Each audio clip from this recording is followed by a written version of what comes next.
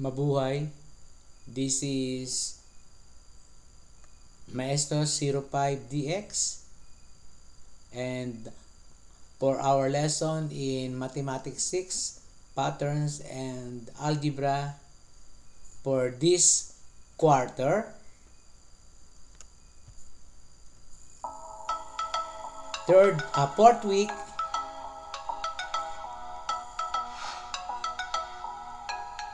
representing quantities and solving problems.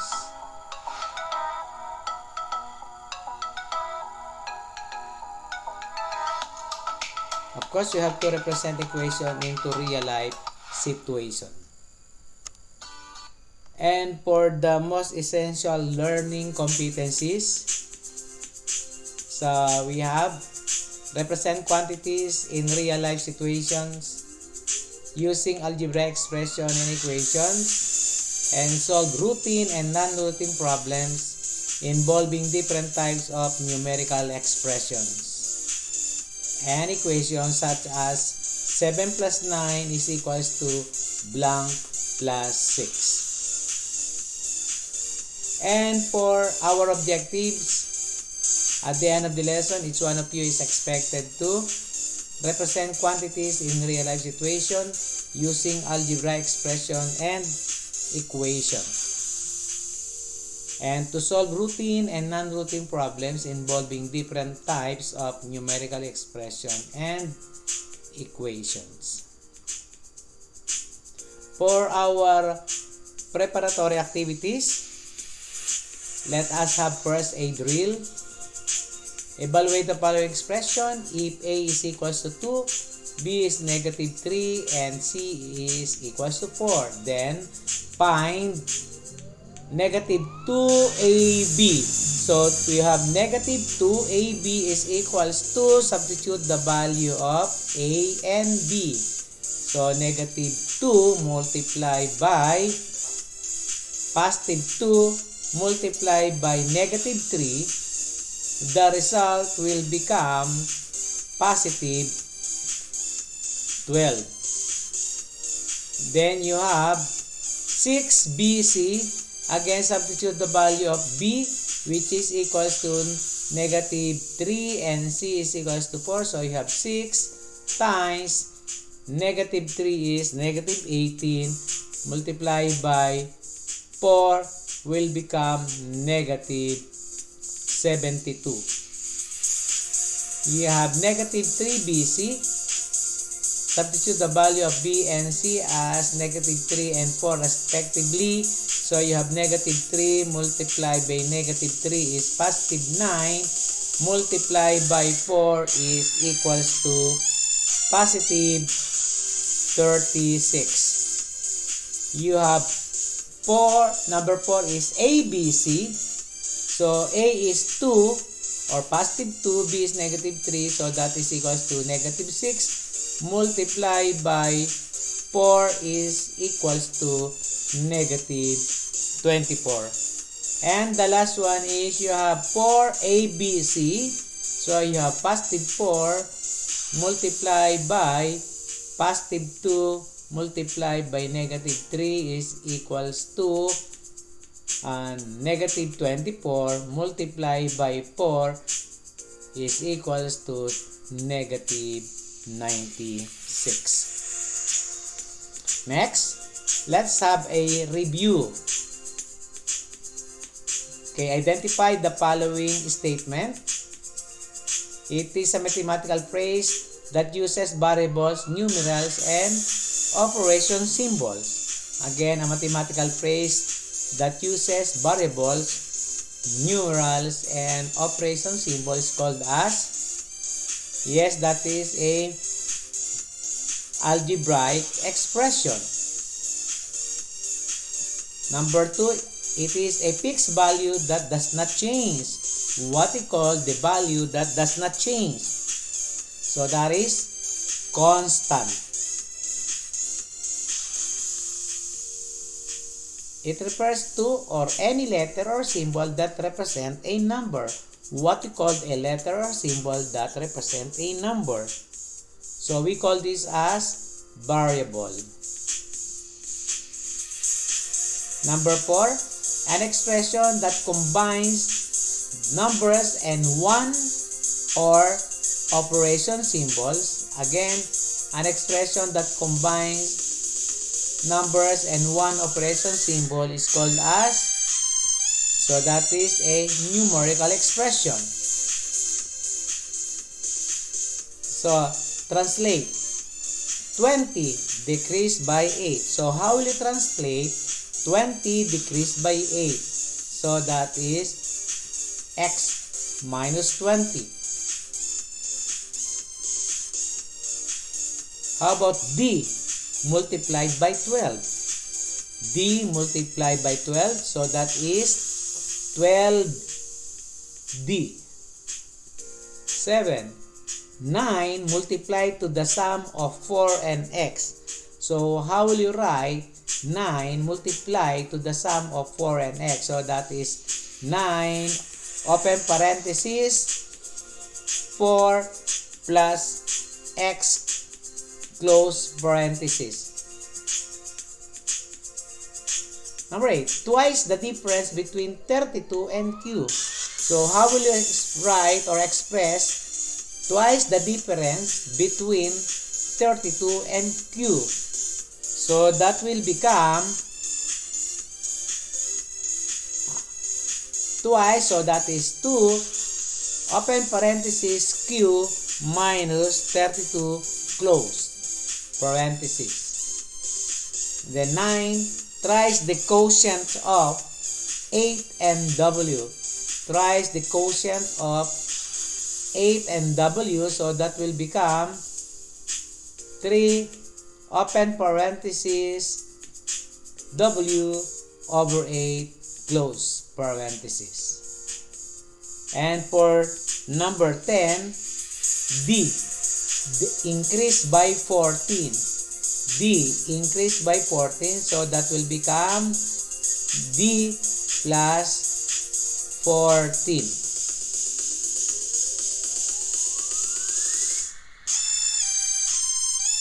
Okay, now for our main lesson or for the lesson,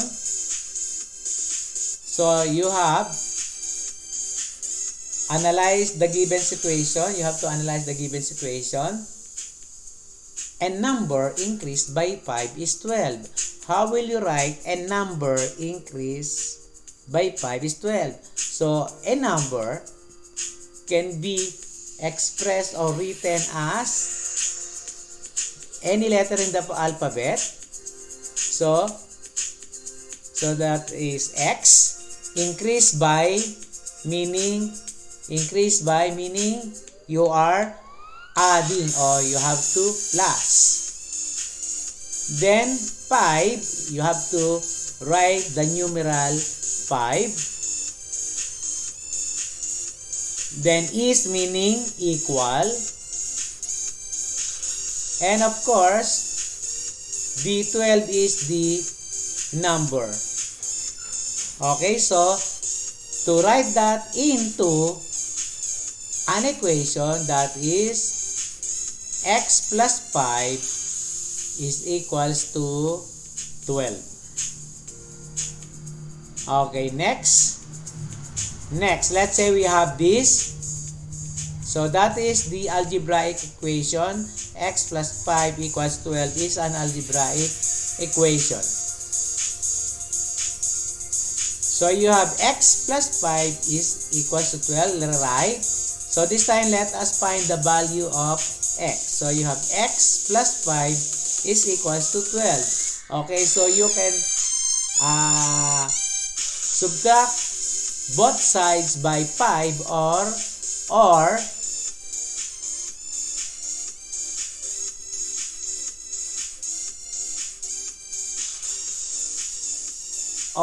x is equals to 7. Again, to solve the equation, we have x plus 5 is equals to 12. So again, subtract 5 on both sides of the equation. So that is x plus 5 minus 5 is equals to 12 minus 5. Again, subtract 5 from both sides.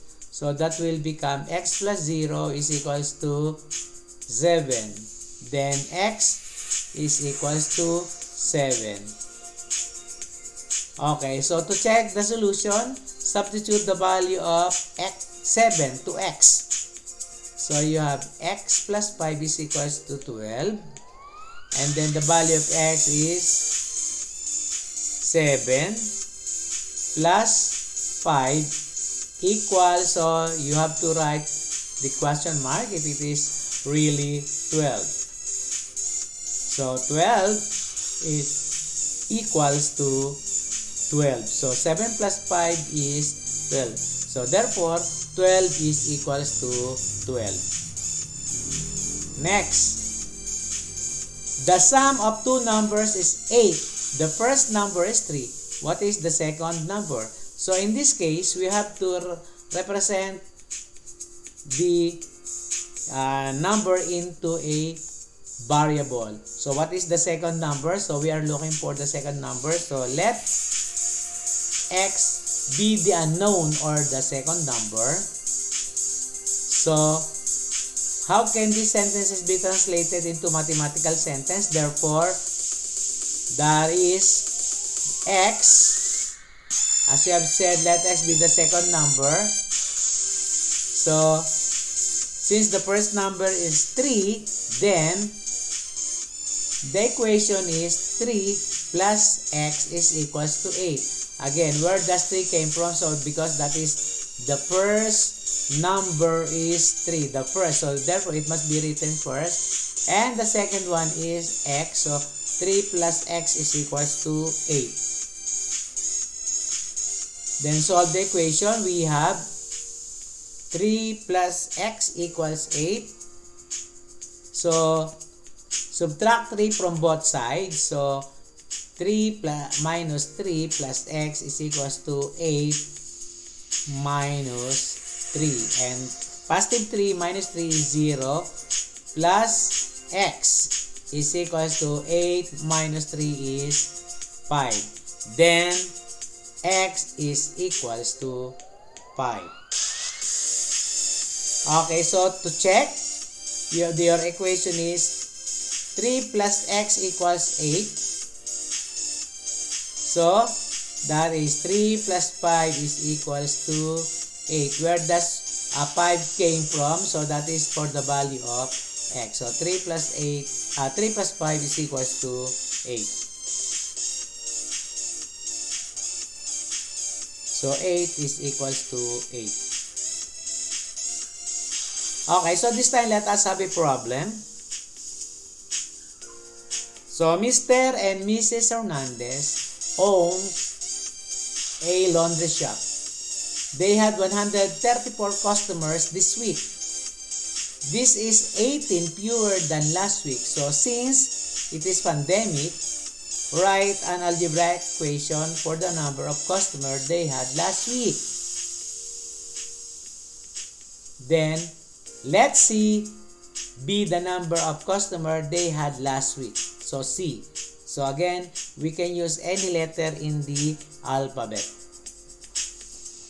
So to translate, 18 lower than the number of customers last week is 134. So you have the 18 lower than the number of customers last week. So that is C minus 18.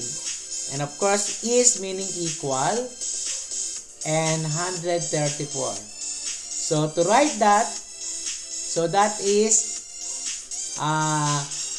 C minus 18 is equals to 134. So since we are looking for the value of C, so again to rewrite, so that is C minus 18 is equals to 134. Subtract both sides or get the additive inverse of 18. So C minus 18 plus 18 is equals to 134 plus 18. So C minus 18 plus 18 is equals to C plus minus 0. And then 134 plus 18 is 152. So, 0 is 0. Once you transpose it to the right, will become positive. So, any number added to 0, the answer is the number itself. So, that is C is equals to 152. Then, they had 152 customer last week. Next, problem number 2. I am 6 years old. Again, I am 6 years older than twice the age of my younger sister. If I were 66 years old, how old is my youngest sister? Again, I am 6 years old, 6 years older than twice the age of my youngest sister. If I were 66 years old, how old is my youngest sister? So again, so you have to translate the sentence or the paragraph into mathematical expression or equation. So you have, let X be the youngest sister's age. So, I am 6 years old, older than twice. So you have the 2X is twice the age of younger sister. So, to write the equation, so that is 6 plus 2x, where the 6 came from, because it says I am 6 years older than meaning add, and then twice meaning 2x equal 66. And then let us solve.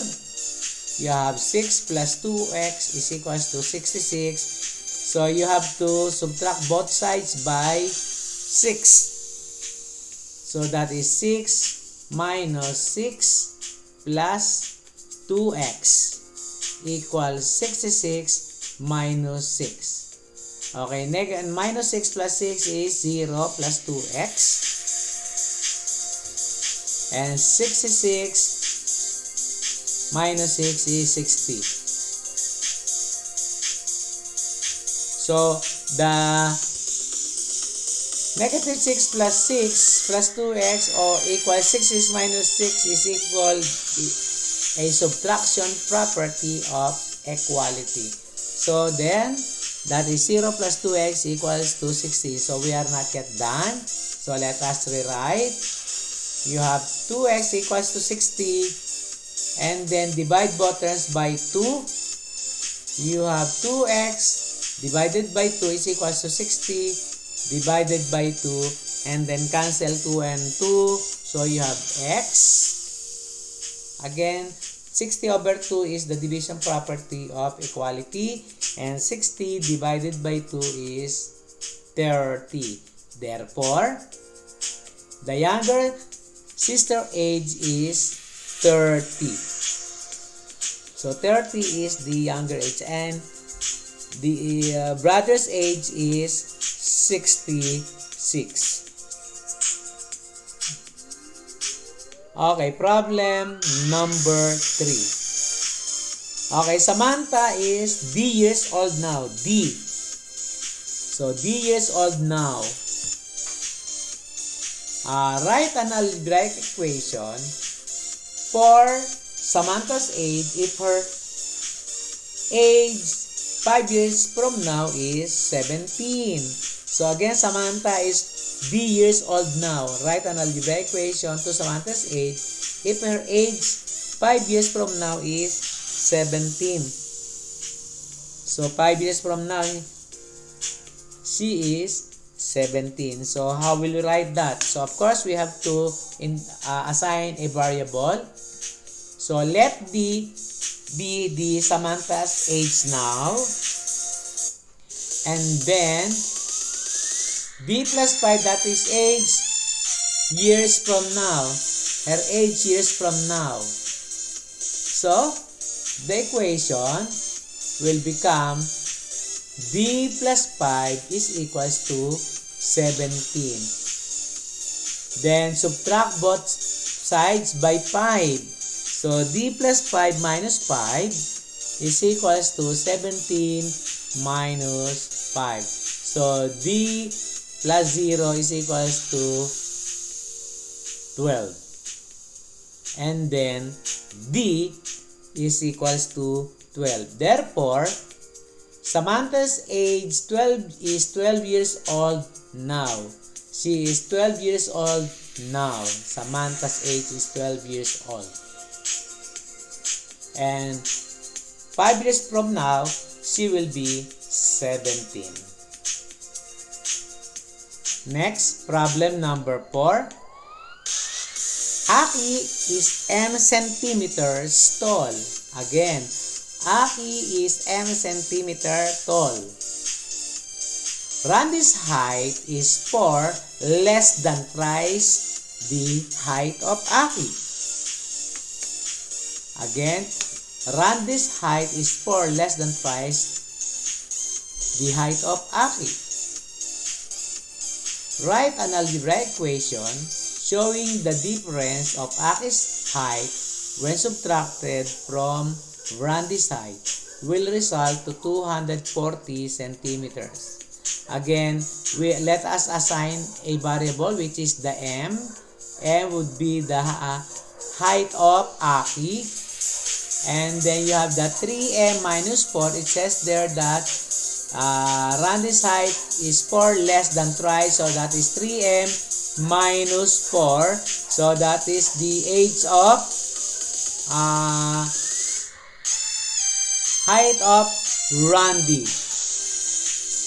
And then our equation will be the 3m minus 4 minus quantity, open parenthesis, minus m is equals to 240. Again, you have to collect like terms. So the like terms are the 3m and m. So we have 3m minus m minus 4 is equals to 240. And then 3m minus m is equals to 2m minus 4 is equals to 240. And to rewrite, you have 2m minus 4 is equals to 240, and then get the additive inverse of negative 4. And then add both sides. So we have 2m minus 4 plus 4 is equals to 240 plus 4. So 2m is equals to 244. And now let us divide both terms by 2. So that is 2m divided by 2 is equals to 244 divided by 2. Cancel 2 and 2. So what would be left is m is equals to 122. Again, what is m? So m is the height of Aki. So Aki is 120 centimeters. Okay, so you have 3m minus 4 is equals to Randy's height. So the value of m is 122. So multiply, then subtract by 4. So that will become 366 minus 4 is equals to 362. So since that is twice, so that's it. Okay. So our key idea in this lesson, we have algebraic equation is a mathematical sentence with an equal sign which shows that two expressions on either side are equal. And the common words are translated as the equal sign, which is called as r equals, is, are, was, is equal to, and the result. So Therefore, let us have your activity. So you have to get one whole sheet and you have to copy everything before you answer. Okay, translate the following into equation, then solve. Okay, so you have to write the equation and then solve. If thrice a number is increased by 11, if thrice a number is increased by 11, the result is 35. What is the number? How will you write the word thrice a number increased by 11? The result is 35. So, then solve. Next, if twice a number is decreased by 13, twice a number is decreased by 13, the result is 9. What is the number?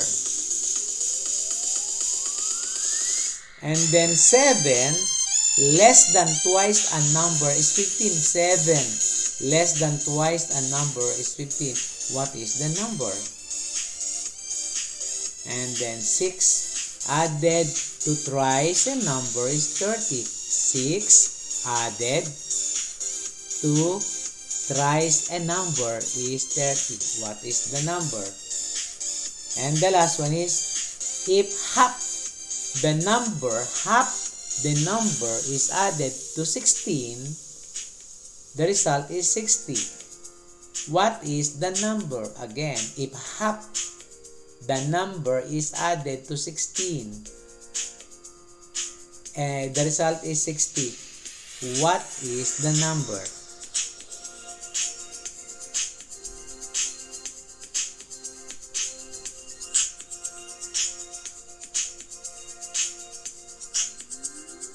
Okay? So that's it. So I will not teach this anymore. This this might give you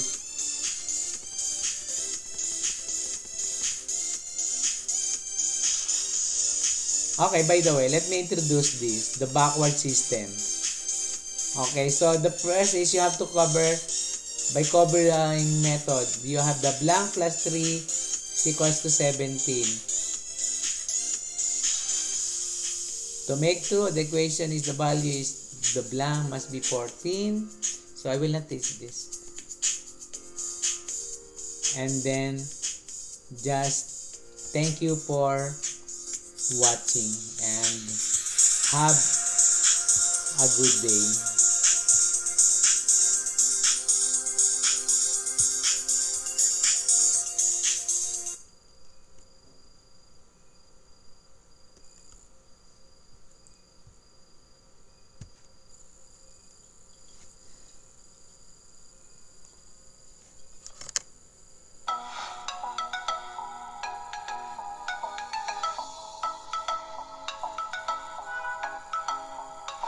Thanks for watching the video, and don't forget to click the subscription button and hit the notification bell. Thank you and good day.